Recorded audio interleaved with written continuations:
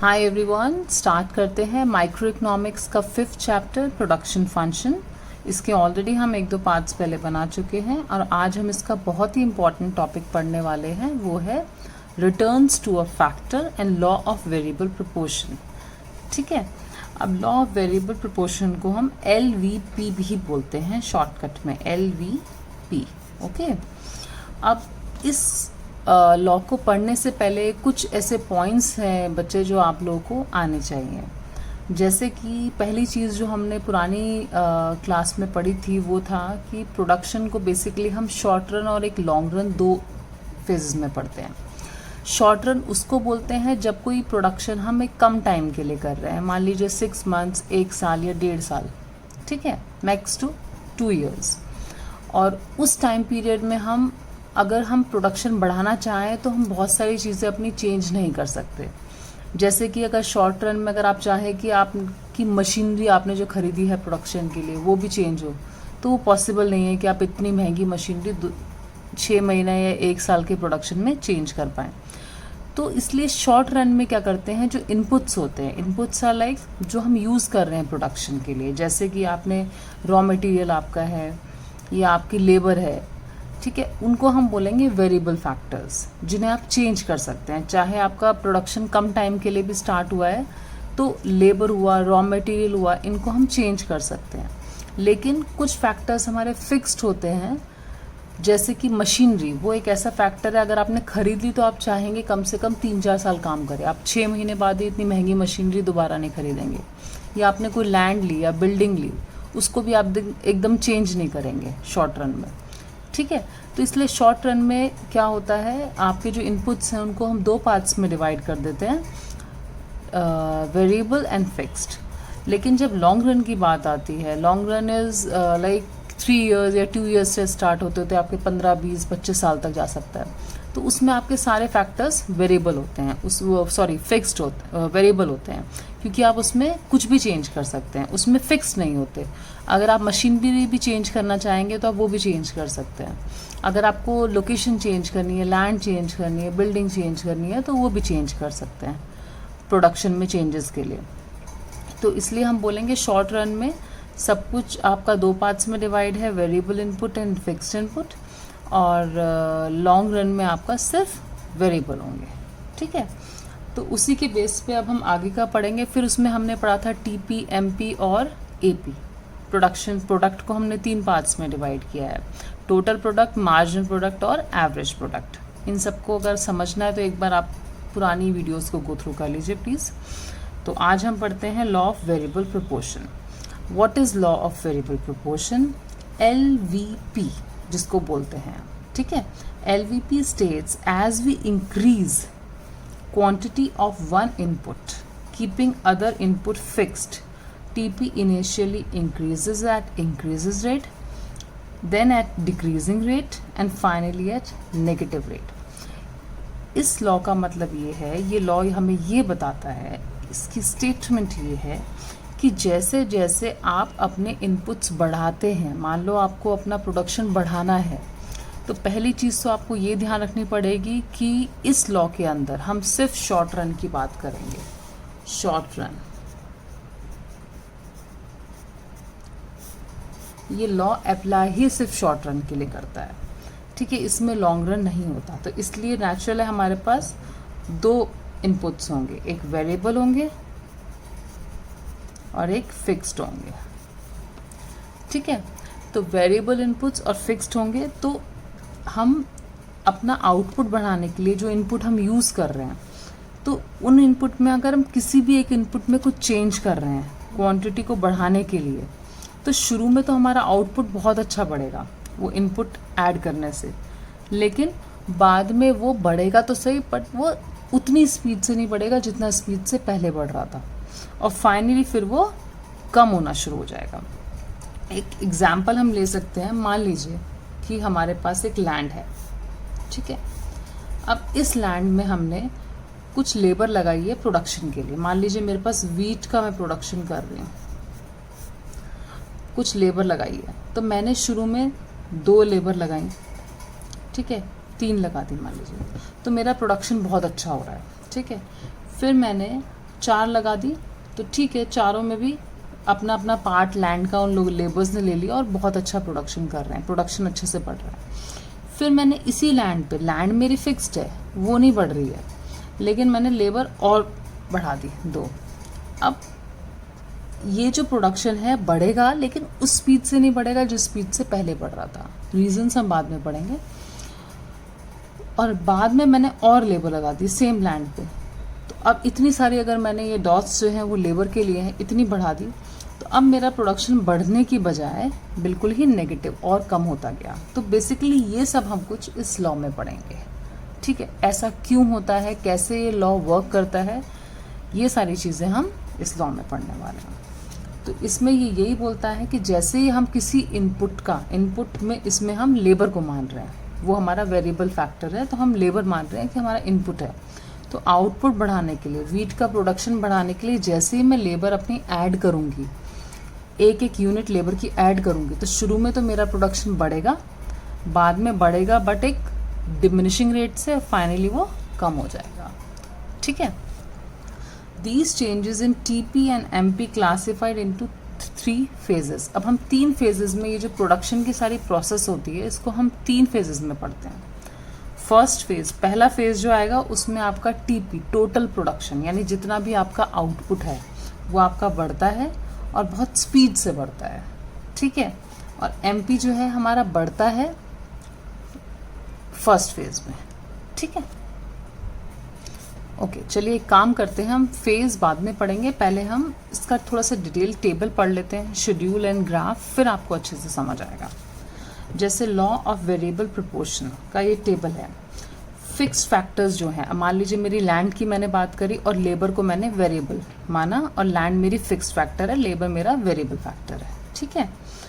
अब लैंड जो है मेरी एक ही रहेगी हमेशा, उसमें कुछ बढ़ना कम होना नहीं है। तो लैंड मेरी अगर 1 थी, लेबर भी मैंने 1 लगाई उस पर, तो मेरा प्रोडक्शन जो था, टोटल प्रोडक्शन जो अब तक हुआ वो मेरा 10 यूनिट्स है।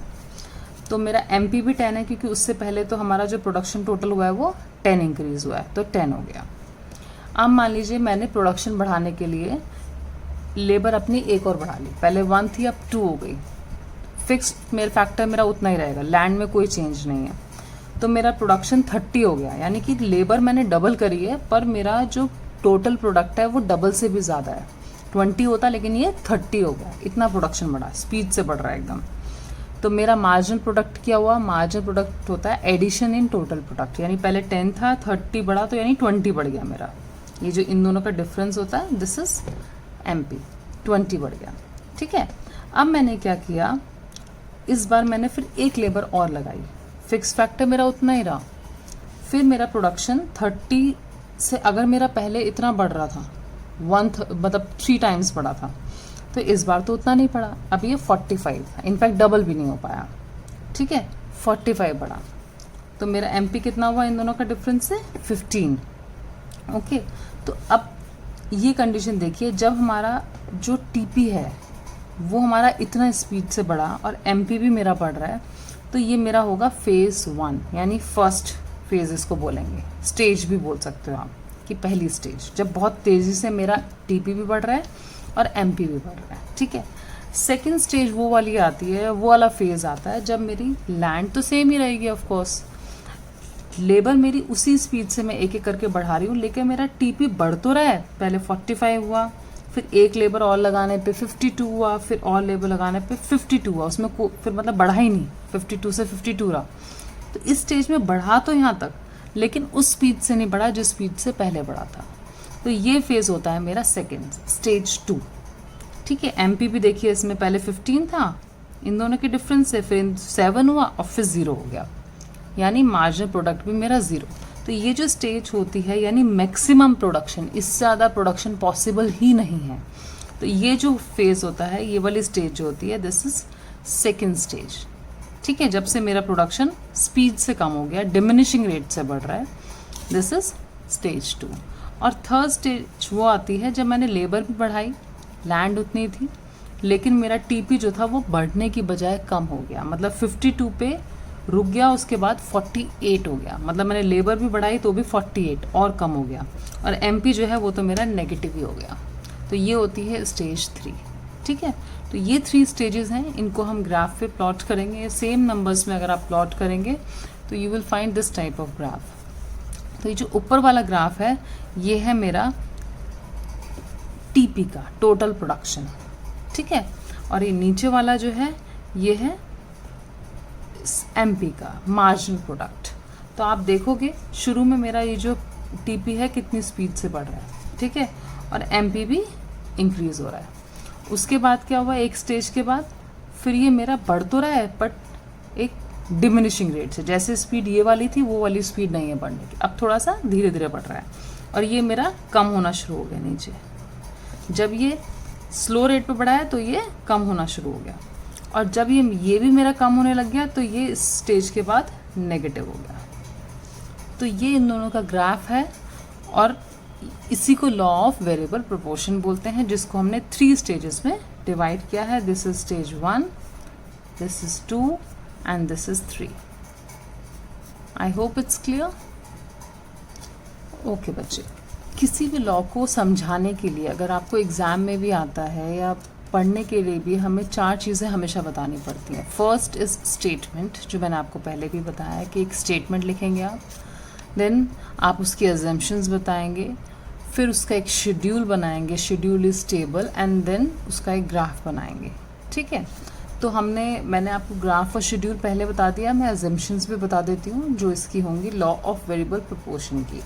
First assumption is it operates in short run. मैंने अभी बताया था कि इस लॉ को हम शॉर्ट रन में ऑपरेट करता हुआ मानेंगे, लॉन्ग रन के लिए नहीं। लॉन्ग रन में ये वर्क ही नहीं करता।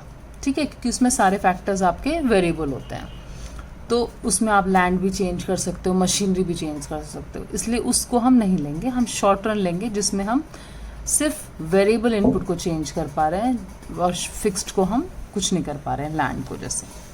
तो it operates in short run. Factors are classified as variable and fixed. Short run है तो इसलिए फैक्टर्स जो हैं वो 2 पार्ट्स में डिवाइडेड हैं, वेरिएबल एंड फिक्स्ड। ये फर्स्ट अजम्पशन होगी। Number 2, the state of technology constant during law. जो टेक्नोलॉजी में हम एज्यूम कर रहे हैं कि कोई चेंज नहीं हो रहा है, वो सेम रहेगी आपकी। नंबर 2, ठीक है। Number 3, all variable factors are equally efficient. जितने भी वेरिएबल फैक्टर्स हम यूज़ कर रहे हैं, इसमें लेबर है या जो भी, सब इक्वली एफिशिएंट। ऐसा नहीं है कि एक वेरिएबल बहुत अच्छा है, एक आपका कम एफिशिएंट है। ठीक है। नंबर 3, सब इक्वली एफिशिएंट है। This law applies to the field of production only, क्योंकि हम इसमें प्रोडक्शन की बात कर रहे हैं, तो इसलिए हम उसी को लेके चलेंगे कि ये लॉ प्रोडक्शन में ही अप्लाई करता है। ठीक है। Number 5, the effect of change in output due to change in variable factor can be easily determined. मतलब आप कितना फ़र्क पड़ रहा है इनपुट के चेंज होने से आउटपुट में, वो आप इजीली मेजर कर सकते हैं या पता लगा सकते हैं।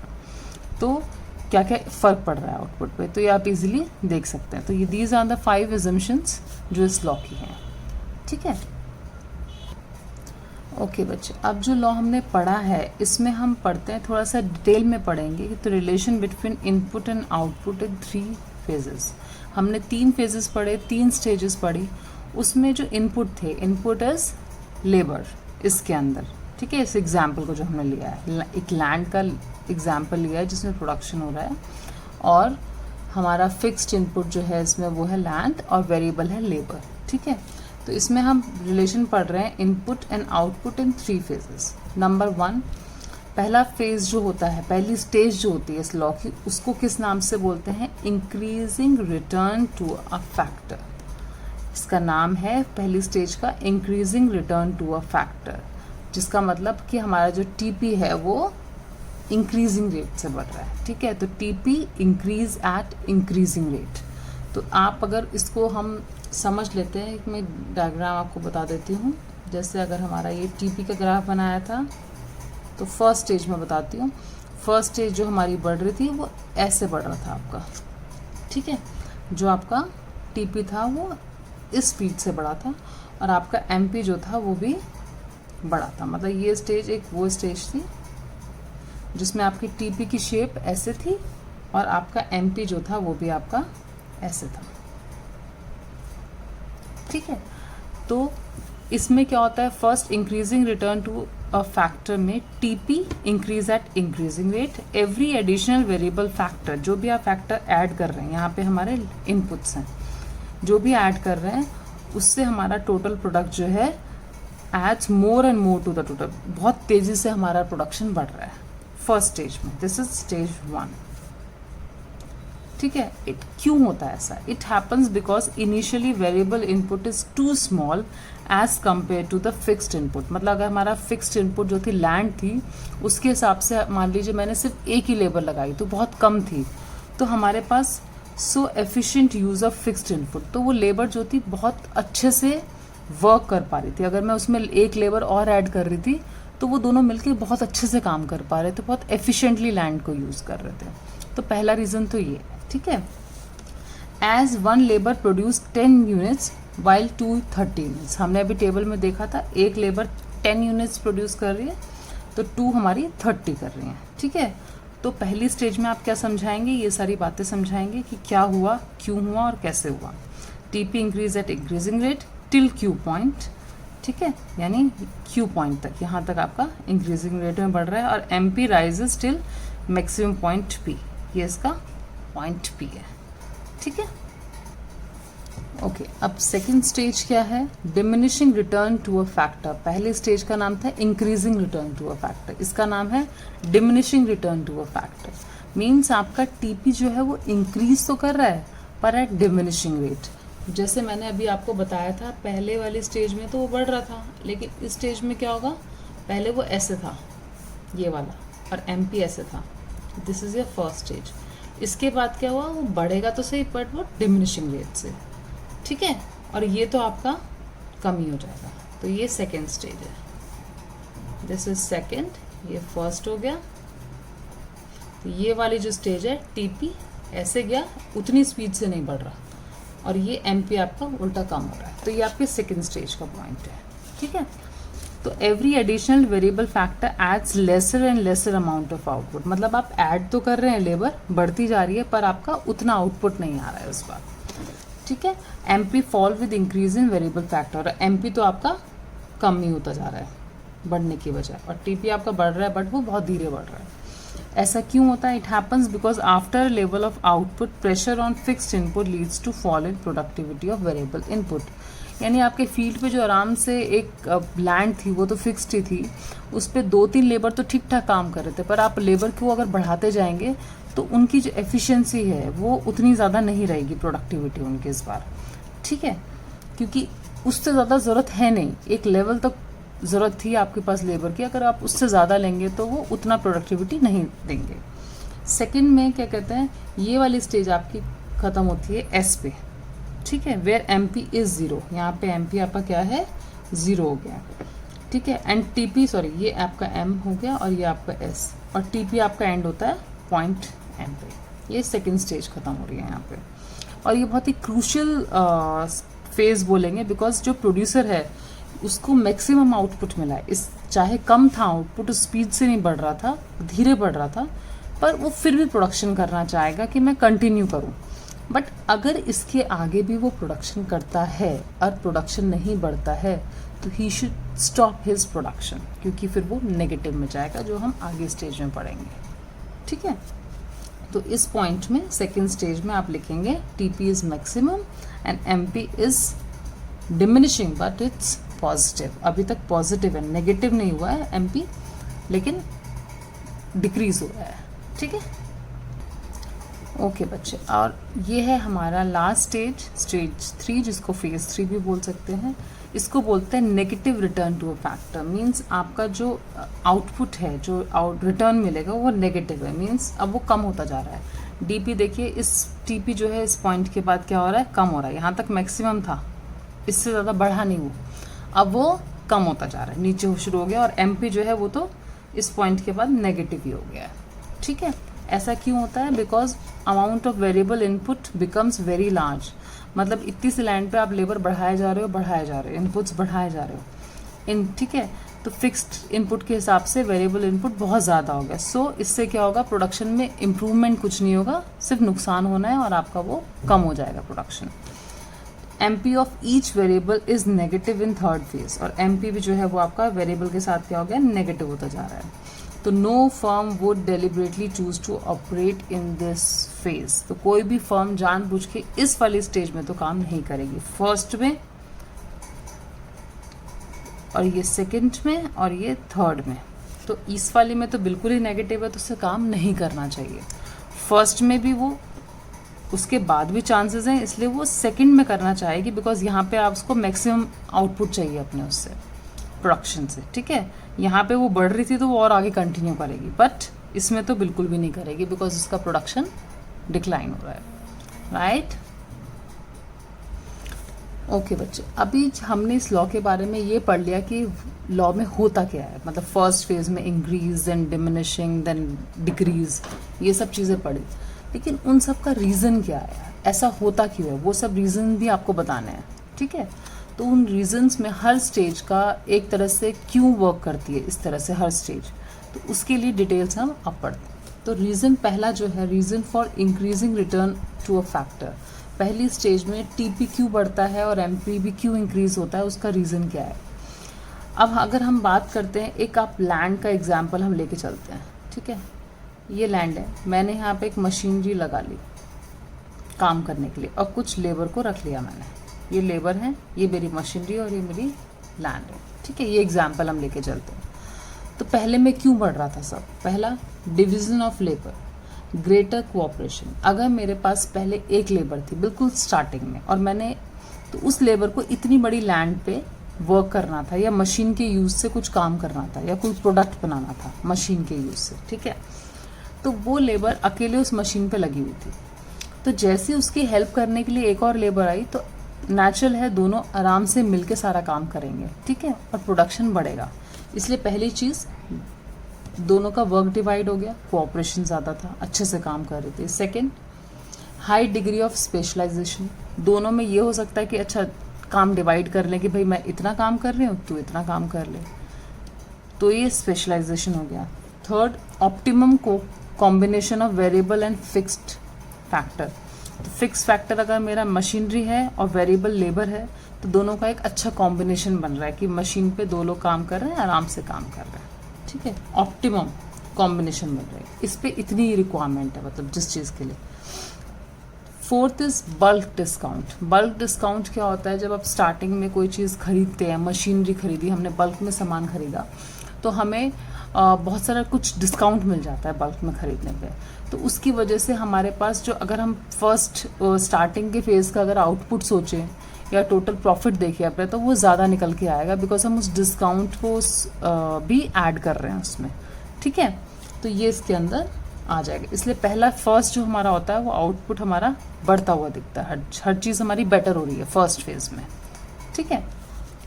अब हम आते हैं सेकेंड फेज में, reason for diminishing return to a factor, कि सेकेंड स्टेज में ऐसा क्या होता है कि हमारी लेबर बढ़ रही है पर वो डिमिनिशिंग रेट से बढ़ रही है। तो ऐसा क्या हुआ, अब क्या हुआ, हमें जितनी मशीनरी पे जितनी लेबर चाहिए थी हमने उतनी लगाई, लेकिन एक लेवल के बाद अगर हम इनपुट अपना बढ़ाएंगे, वेरिएबल फैक्टर बढ़ा रहे हैं, तो उससे क्या होगा, आफ्टर ऑप्टिमम कॉम्बिनेशन, मतलब बेस्ट तो था कि हमने 2 ही लेबर उस मशीन पे लगती, लेकिन हमने क्या किया, 4 लेबर लगा दी। अब प्रोडक्शन तो ऑफकोर्स बढ़ेगा, वो लोग भी काम करेंगे, लेकिन उतनी अच्छे से नहीं बढ़ेगा जितनी स्पीड से पहले बढ़ रहा था, बिकॉज उस मशीनरी की भी अपनी एक लिमिटेशन है, उससे ज़्यादा वो कितना प्रोड्यूस कर सकती है। आप 4 लेबर लगाओ, 6 लेबर लगाओ, उससे कुछ फ़र्क नहीं पड़ेगा, उल्टा हौच पौच हो जाएगा सब कुछ, ठीक है। तो बढ़ेगा पर उतनी स्पीड से नहीं बढ़ेगा। तो मार्जिनल रेट ऑफ वेरिएबल, इसलिए after optimum combination marginal return of variable begins to diminish, इसलिए वो जो आपका एडिशन था प्रोडक्शन में वो कम होना शुरू हो गया, ठीक है। तो ये आपका सेकंड स्टेज है, ये इसका रीज़न। हाँ, और एक उसकी जो लेबर है, जो फैक्टर्स है, उनकी एफिशिएंसी भी डिक्रीज हुई, जिस मूड से या जिस एफिशिएंसी से पहले काम कर रहे थे उतना एफिशिएंटली अब काम नहीं करेंगे, बिकॉज एक कॉम्पिटिशन हो जाता है कि मैं क्यों करूँ, वो ये नहीं कर रहा है, ये सब चीज़ें आ जाती हैं, ठीक है। और थर्ड स्टेज जो आती है, रीज़न फॉर नेगेटिव रिटर्न, कि मतलब अब तो आपका सब कुछ ही बर्बाद हो रहा है, मतलब आप लेबर भी लगाए जा रहे हो, अब प्रोडक्शन बढ़ने की बजाय, चाहे कम स्पीड से जो बढ़ रहा था पहले, अब वो भी नहीं बढ़ रहा, अब तो और कम हो रहा है। तो ये स्टेज ऐसी क्यों आती है, इसमें क्या होता है, लिमिटेशन ऑफ फिक्स फैक्टर। भाई एक तो आपके पास इतना से मशीनरी, एक ही मशीनरी है, उस पर कितने लोग आप भर सकते हो, ठीक है, या एक लैंड है उसमें कितनी लेबर भर सकते हो, कितने फार्मर्स काम कर सकते हैं, कितनी लेबर कर सकती है, अगर आपके पास लिमिटेड चीज़ है तो उसकी भी एक लिमिट होती है। तो उस पर आपने ऐड करे जा रहे हो फैक्टर्स को, तो उससे क्या होगा, आपस में कोई कोऑपरेशन नहीं रहेगा लेबर्स के बीच में, जो फैक्टर्स के बीच में, उनमें लड़ाई झगड़ा बढ़ जाएगा, कोई काम कर रहा है कोई नहीं कर रहा है, ठीक है।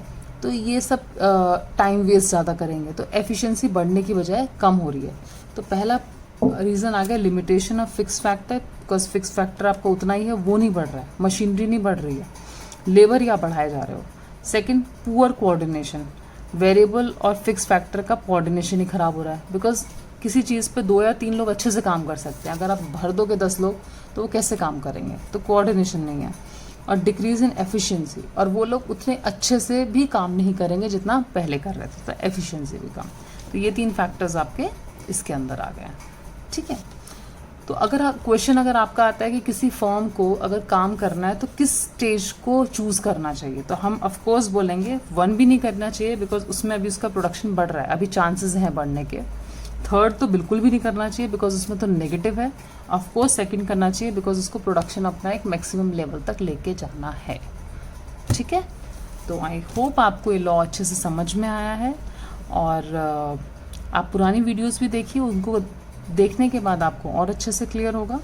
और इसके आगे हम देखते हैं कैसे क्वेश्चंस, इसके जो बेस पे क्वेश्चंस जो होंगे नेक्स्ट वीडियो में होपफुली मैं वो बनाऊंगी। Thank you, thanks for watching.